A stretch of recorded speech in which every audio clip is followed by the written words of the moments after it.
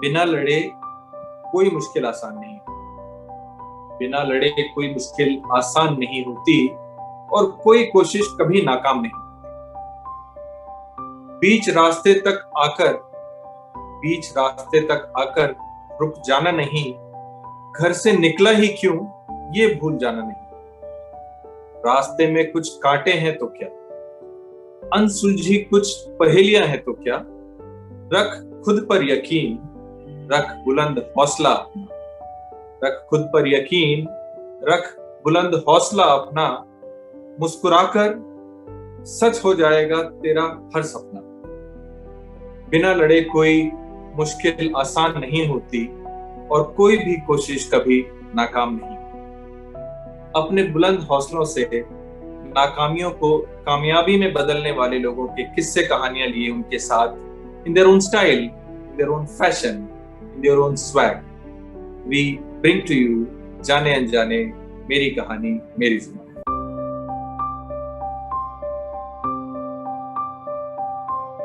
Welcome to the 20th episode of season 1 of जाने अनजाने with me Rajiv Mathur. आज के हमारे खास मेहमान की तारीफ के लिए मेरे पास कोई शब्द नहीं।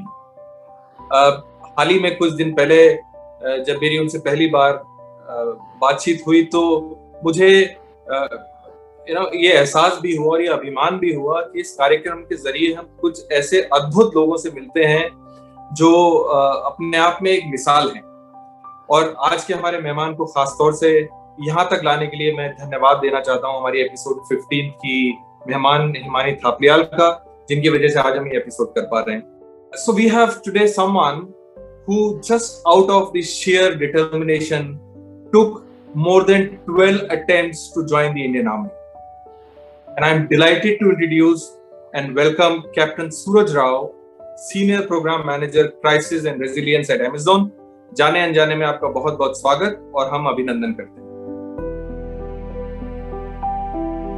Thank you very much, Rajiv, for having me over into this episode, and it's great to be with you today. सूरज, आज हमारे पास कोई क्वेश्चनर तैयार नहीं है, कोई सवालों की लिस्ट नहीं है, तो आपके बारे में जो अपनी इच्छा हो उस बारे में बताइए। जैसे इस प्रोग्राम में हम बोलते हैं कि मेरी कहानी मेरी जुबानी, लेकिन फिर भी आपका इंट्रोडक्शन आप अपने अंदाज में कैसे देना चाहेंगे वो सबसे पहले हम जानना चाहते हैं। Thank you Rajeev, once again. Suraj Rao आपने पूछा कौन है, तो सूरज राव वो इंसान है who doesn't take no for an answer, who keeps believing in his dreams and keeps pursuing them. ये बड़ा इम्पोर्टेंट है सूरज हमारे लिए जानना कि क्यों आपको एक दर्जन भर बार कोशिश करनी पड़ी इंडियन आर्मी ज्वाइन करने के लिए, और उसके बाद आपकी जर्नी फौज में कैसी रही, उसके बाद कॉर्पोरेट वर्ल्ड में आने के बाद आपके क्या एक्सपीरियंस है, ये आप हमें बताइए। ये एक दर्जन बार वाली कहानी जो है बड़ी इंटरेस्टिंग है। एक्चुअली जब ये जर्नी शुरू की थी तो पता नहीं था कि इतनी जर्नी करनी पड़ेगी। हर बार मैं एसएसबी तो क्लियर कर जाता था, सारे टेस्ट क्लियर कर जाता था, लेकिन मेडिकल में जाके अटक जाता था। और उसका सिंपल रीजन ये है, जो मुझे कैमरे पे शायद दिखाना पड़ेगा ताकि अच्छी तरह समझ में आए लोगों को। ये मेरी उंगलियां जो थी ये कटी हुई थी टिप्स पे, और ये इंडेक्स फिंगर और मिडिल फिंगर है। और सोल्जर की इम्पोर्टेंट मतलब ये बॉडी का बड़ा इंपॉर्टेंट हिस्सा है। इसमें आप जब भी आप अपना वेपन फायर करेंगे तो आपको ट्रिगर ऑपरेशन के लिए इस उंगली की ज़रूरत पड़ती है। जब आपको सैल्यूट करना है अपने सीनियर को तो इसकी ज़रूरत पड़ती है। अगर आप किसी से शेक हैंड करने जा रहे हैं तो ये उंगली जो है दिखाई देती है। तो ये एक डिफॉर्मिटी थी, इसको कहते हैं partial amputation of distal phalanges, जो मुझे याद हो गया। तो हर बार मैं जब भी एसएसबी देने के लिए जाता, वहां पे पूरे एसएसबी के दौरान कोई प्रॉब्लम नहीं होती और मेडिकल में मुझे रिजेक्ट कर दिया जाता। ये कोशिश जो है मैं लगातार करता रहा। मैंने भी सोचा कि ये कोशिश मैं जारी रखूंगा जब तक age is on my side. तो मैंने भी हार नहीं मानी, कोशिश करता रहा।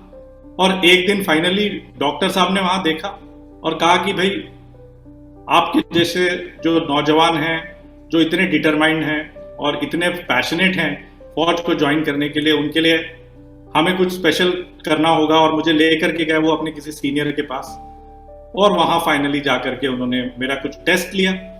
और उसके बाद एक दर्जन होने के बाद में टेस्ट, वो 13वीं बार में मेरा एसएसबी क्लियर हो गया, मेडिकल भी क्लियर हो गया, और मैं ऑफिसर्स ट्रेनिंग एकेडमी पहुंच गया। इस कार्यक्रम को, जो भी इस प्रोग्राम को देखेंगे, वो जनरली इंस्पायर होंगे। जैसा मैंने शुरू में कहा कि आपकी तारीफ के लिए मेरे पास शब्द नहीं है, क्योंकि सिर्फ यही एक बात जो आपका जज्बा है, ये बहुत बहुत सराहनीय है। बहुत बहुत आपका अभिनंदन और धन्यवाद। सूरज, इसके बाद कॉर्पोरेट जर्नी, फौज के बारे में थोड़ा बताइए, कैसा रहा, और उसके बाद कॉर्पोरेट में आपकी जर्नी कैसी रही, इस बारे में थोड़ा सा हम जानना चाहते हैं। जर्नी बड़ी इंटरेस्टिंग रही। ऑफिसर बन गए फौज में, सोचा नहीं था इतनी उंगली कटी होने के बाद फौज में पहुंच जाएंगे। ऑफिसर्स ट्रेनिंग एकेडमी में जब पहुंचे तो अपने आप को 2-3 बार चिमटी काट करके देखी कि सही में ओटीए में ट्रेनिंग करने के लिए पहुंच गए। और ये ट्रेनिंग जाने अनजाने बिल्कुल जो है, जैसे आपका ये प्रोग्राम है उसी की तरह जो है वो हो गई। जाने अनजाने ये ट्रेनिंग चलती रही और हम अफसर बन गए फौज में, और कंधे पे स्टार्स लग गए। बहुत अच्छा समय बीता फौज में। आर्टिलरी जो मेरी चॉइस ऑफ आर्म थी, उसमें मुझे जो है 65 फील्ड रेजिमेंट, जो कि एक प्योर जाट रेजिमेंट है और फर्स्ट आर्टिलरी जाट रेजिमेंट है इंडियन आर्मी की, उसमें मैं कमीशन हुआ। प्योर जाटों के बीच में जब जाके पहुंचा तो पता चला कि मार्शल रेस के साथ जो है नौकरी करना, वो उसमें बार बार अपने आप को प्रूव करना, ये नहीं कि सिर्फ ट्रेनिंग आपने कर ली है तो आप अफसर बन गए। आपको यूनिट में पहुंचने के बाद अपने आप को प्रूव करना है, अपनी काबिलियत से, अपनी स्पिरिट से, अपने हुनर से, बाकी सारी चीज़ों से, तभी वो आपको अफसर मानते हैं। और वहाँ से फिर करीब 2.5 साल की सर्विस के बाद मेरा जो है एक और मौका मेरे को मिला मार्शल रेस, जो कि पंजाब रेजिमेंट के साथ में सर्व करने का, जो मैं 7 राष्ट्रीय राइफल्स में पहुंचा। और वहाँ पे मैंने अनंतनाग के इलाके में काफ़ी सारे रियल लाइफ ऑपरेशंस भी देखे और एक रियल सोल्जरिंग करने का जो मुझे मौका मिला। तो ये जर्नी मेरी रही आर्मी में as a short service commission officer. और उस दौरान ही मेरी शादी भी हो गई थी। तो मेरी वाइफ भी जो है वो भी गोल्ड मेडलिस्ट है, टॉपर है, अपने अपने फील्ड में बहुत अच्छी है। वह गूगल उस समय उसने ज्वाइन की 2015 में, अभी उसको ऑलमोस्ट 16 साल हो गए हैं उस कंपनी के साथ काम करते हुए। तो उसका भी करियर जो है बड़ा इंपॉर्टेंट था। तो हमने मिलजुल के ये डिसीजन लिया कि चलो, बाहर भी इकोनॉमी ओपन हो रही है। अब पैशन जो जिसके लिए फौज ज्वाइन करी थी, और वो पैशन जो ऑलिव ग्रीन्स में था, वो तो हमारा एक तरफ हो गया। फैमिली को भी उतना ही पैशन से हमें लुक आफ्टर करने की ज़रूरत थी। तो हम अपने आप ये फिर डिसीजन जो है वो हो गया, और फिर हम वापस आ गए। और कॉर्पोरेट के अंदर जो है जाने के पहले एक इंडियन इंस्टीट्यूट ऑफ मैनेजमेंट में एक छोटा सा कोर्स किया 6 महीने का। और वहाँ से फिर कैंपस के दौरान जो है रिक्रूटमेंट हुआ, एविएशन सिक्योरिटी में गए। किंगफिशर एयरलाइंस जो है उस समय काफ़ी मानी हुई एयरलाइन होती थी 2007 में, और एक नई एयरलाइन थी, उसके काफ़ी सारे फर्स्ट्स हैं। The first airline to start something very unique in India which is in flight entertainment system. And इसके अलावा भी बहुत सारे फर्स्ट उन्होंने इंट्रोड्यूस किए। 57% मार्केट शेयर होता था उस समय। सो किंगफिशर एयरलाइंस ज्वाइन करी, 2 साल वहाँ काम किया एविएशन सिक्योरिटी में दिल्ली एयरपोर्ट पे, और रीजनल मैनेजर सिक्योरिटी का जो है वो पोजीशन था। सो 2 साल बाद टेलीकम्युनिकेशंस में बूम आया, तो जो है फिर टेलीकॉम में आ गए। और 6 साल एक नॉर्वेजियन कंपनी है टेलीनॉर, उसके साथ काम किया। इसके साथ में बहुत कुछ सीखने मिला। इस 6 सालों में बहुत सारे उतार चढ़ाव देखे कॉर्पोरेट के। और फिर एयरटेल के साथ में इस कंपनी का मर्जर हो गया, तो माइक्रोसॉफ्ट में चले गए। माइक्रोसॉफ्ट में कुछ समय बिताने के बाद में इंडिया में FDI in direct retail approve हो गया था। तो आइकिया जो एक स्वीडिश कंपनी है, वो इंडिया में अपना स्टोर्स खोलने के लिए सेटअप बना रही थी। उस समय मौका मिला आइकिया के साथ काम करने का, तो करीब 3 साल उनके साथ रहे। पहला स्टोर हैदराबाद में ओपन हुआ। उसके बाद वहाँ से जो है कंपनी का हेडक्वार्टर बैंगलोर की तरफ मूव कर गया। तो हमने दिल्ली में ही रहने का सोचा था, तो दिल्ली में रुक गए और इंडिगो एयरलाइंस ज्वाइन करी। सो कॉर्पोरेट में काफ़ी सारे चेंजेस समय के साथ साथ, जैसे जैसे मौका मिलता गया, चेंज को हम अडॉप्ट करते गए। एविएशन में वो एक बहुत ही सुनहरा दौर था 2007, और ये 2018 एक बहुत ही सुनहरा दौर था, जहाँ पे एविएशन जो है बड़े बूमिंग बिजनेस में था। जब तक ये कोरोना जो है उसने आके एविएशन को बिल्कुल ही हॉल्ट कर दिया। तो वहाँ से फिर जो है दूसरी अपॉर्चुनिटीज़ की खोजबीन शुरू हुई, और इसी तरह हम अमेजोन में आ गए और यहाँ पे क्राइसिस एंड रेजिलियंस का प्रोग्राम चला रहे हैं। सो जर्नी अभी तक बहुत बढ़िया रही है। भगवान से यही दुआ है कि बस ऐसी चलती रहे, जिंदगी जो है वो जाने अनजाने जो आपका प्रोग्राम है उसी की तरह जो है कटती रहे।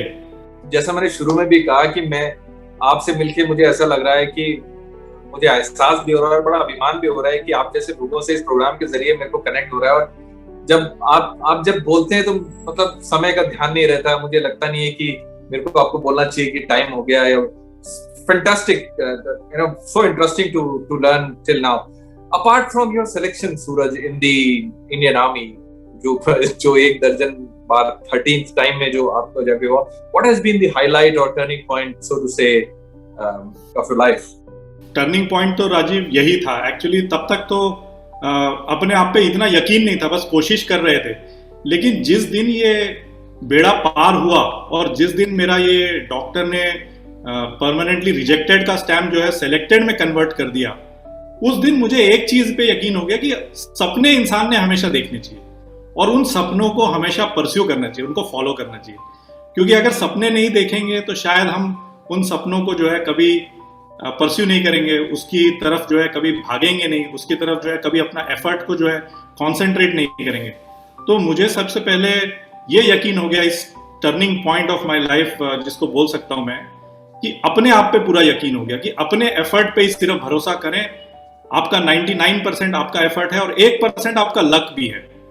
उस समय लक फैक्टर शायद काम कर गया। कर्नल सिकदर जो उस समय होते थे, उन्हें लगा कि शायद ये बंदा जो है ये इस लायक है और इसको जो है हमें एक मौका देना चाहिए, और हम आ गए। तो ये turning point I think was of my life रहा, और इसने मुझे अपने आप पे बहुत बड़ा बिलीफ रख दिया। अब मैं कोई भी काम करता हूं अगर, तो बस मैं वही दिन याद करता हूं कि इससे तो मुश्किल नहीं हो सकता होगा, और अपने एफर्ट को जो है कॉन्सेंट्रेट कर देता हूं उसकी तरफ। मुझे यकीन है कि आपकी लाइफ में आपके पेरेंट्स का बहुत योगदान रहा होगा, और मैं जानता हूं कि आपकी माता जी वहाँ बगल में बैठी हैं, तो उनको मेरा नमस्कार।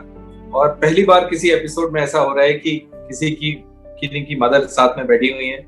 मुझे भी बड़ा अच्छा लग रहा है कि वो हमारी बातें सुन रही है, और मैं इसको एडिट नहीं करने वाला हूँ। तो tell us more about your parents. कुछ बचपन के कुछ किस्सा हमें सुनाइए। किस्सा तो क्या, बट एक फौजी का बेटा हूँ, तो फौजी कैंट में जिंदगी बीती है। करीब 20 साल मेरे फादर ने इंडियन एयरफोर्स में सर्विस करी। तो डिसिप्लिन जो है वो सबसे इम्पोर्टेंट चीज़ थी घर में, फैमिली में। हर चीज़ का जो एक रूटीन होता था, और ये रूटीन जो है फिर वो टास्क में छोटे छोटे कन्वर्ट हो जाता था। सारे जो थे घर में, जैसे मदर और फादर दोनों ही काम पे जाते थे। मदर एयरफोर्स स्कूल में टीचर थी और फादर इंडियन एयरफोर्स में, और हम स्कूल जाते थे तो सबका सुबह जाने का टाइम सुबह सेम ही होता था। 7 बजे सब लोगों ने निकल जाना है और हम लोगों ने सब दोपहर में वापस आना है। तो ट्रेनिंग भी वहीं से शुरू हुई, घर से। पेरेंट्स जो है काफ़ी डिसिप्लिन थे, तो सबका काम भी बटा हुआ था, घर के काम भी जो है सबको डिवाइडेड थे। मदर ने जो है थोड़ा बहुत खाना बनाना सिखाना शुरू कर दिया जब हमारी उम्र 10 साल 12 साल की हुई। तो एक स्किल ये भी एक्वायर हो गई, जिसके चलते जो है फ्यूचर में काफ़ी फायदा हुआ। जो उस समय हमारी गर्लफ्रेंड और अब हमारी वाइफ हैं, उनको भी हमने इन्हीं स्किल से काफ़ी इम्प्रेस भी किया अपने खाना बनाने की। तो ये जो बात है, ये मैं जरूर आपके साथ शेयर करना चाहूँगा कि कैसे वो स्किल हमने एक्वायर की और कैसे उसका हमने इस्तेमाल किया फ्यूचर में।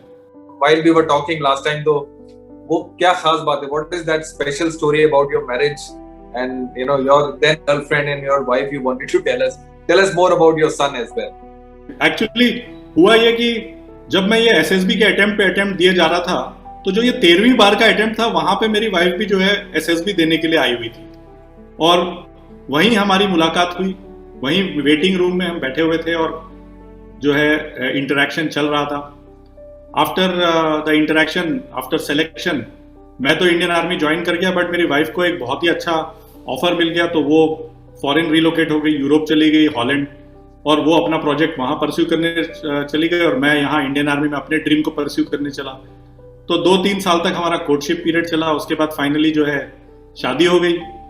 शादी होने के बाद में करीब थोड़ा टाइम एक्सटेंडेड हनीमून चला, बिकॉज हम कहीं और वाइफ कहीं, और उस समय इतने फोन्स का भी जमाना नहीं था, तो रेडियो सेट पे भी कभी कभी बात हो जाती थी, और बीच में ऑपरेटर सारी बातें सुनता था और फिर वो रिले करता था।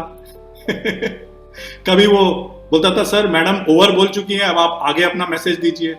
तो इस तरह से जो है हमारी कहानी चली, और फाइनली जब आर्मी से बाहर आ गए, IIM कैलकाटा में जो पढ़ाई कर रहे थे, उस दौरान जो है मेरा बेटा कैलकाटा में पैदा हुआ। इस वक्त वो 13 साल का है और यहीं दिल्ली में अपनी स्कूलिंग पूरी कर रहा है।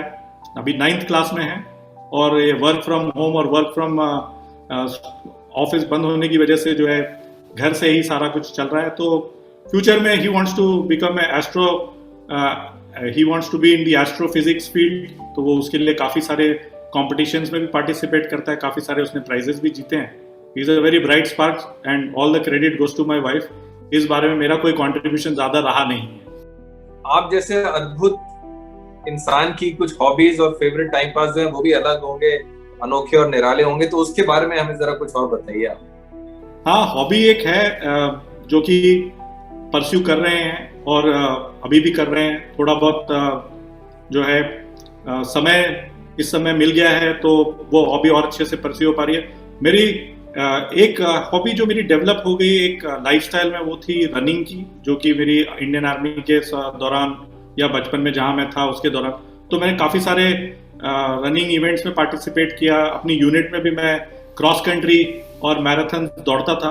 तो ये सारा जो है मेरा एक पैशन रहा, मेरा परस्यू करने का एक मौका मिला मुझे फौज के दौरान अपने आप को फिट रखने का. तो यही सब है जो मैं करता हूँ अपने फ्री टाइम में.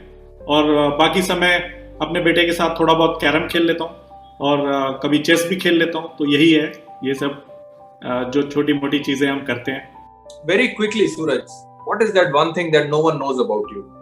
वन थिंग जो नो वन नोज, या बहुत लोगों को अब शायद पता चल चुका है, लेकिन जब ये शुरू हुआ था तो ज़्यादा लोगों को पता नहीं था. एक्चुअली फादर एयरफोर्स में होने की वजह से हम काफ़ी स्टेशन में रहे.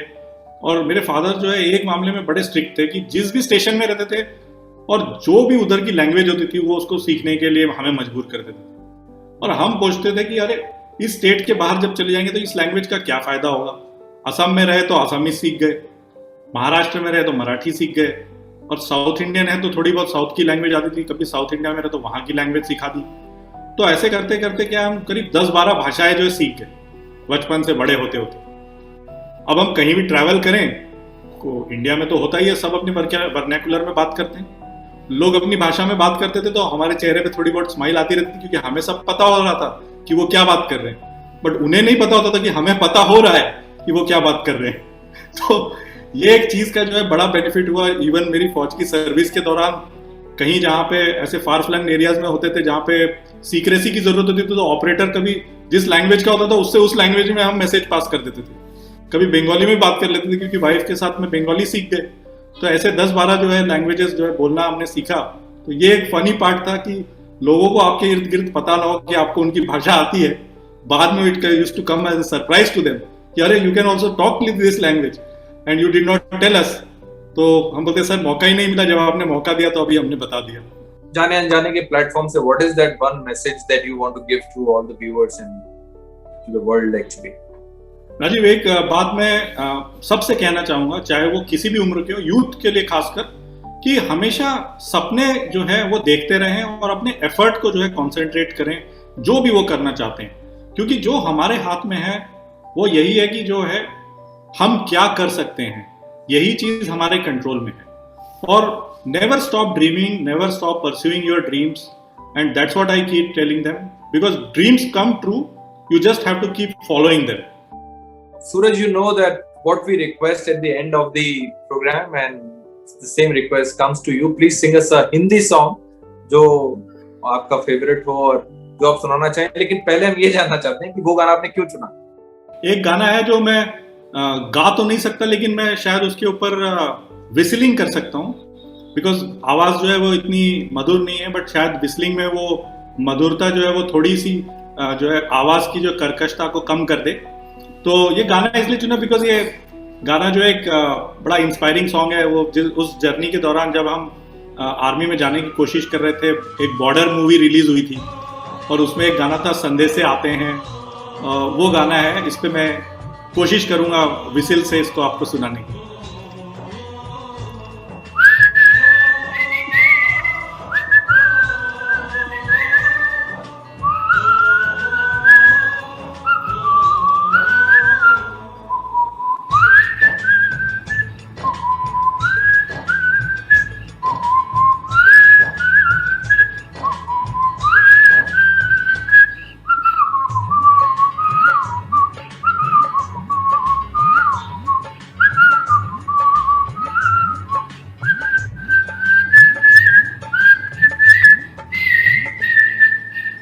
वाह, बात, जैसा मैंने कहा कि आप जैसे अद्भुत इंसान की ऐसी कुछ खूबियां जो है वो अलग ही होंगी, जो निराली होंगी। Suraj, thank you so much coming on this show. It is, it's my complete delight and my honor to have you on this show. Thank you so much for coming. Thank you. Thank you so much for inviting me over to this session. I really enjoyed the Jaane Anjane journey with you. From my father to my son and everybody in between have got 2 jabs of the vaccination. और अगर आपने अभी तक vaccination नहीं कराया है तो इसके बारे में आप जरूर जल्दी से ध्यान दें, क्योंकि केवल और केवल यही एक तरीका है वायरस से बचने का. And we will see you very soon. Till then, take care and stay safe.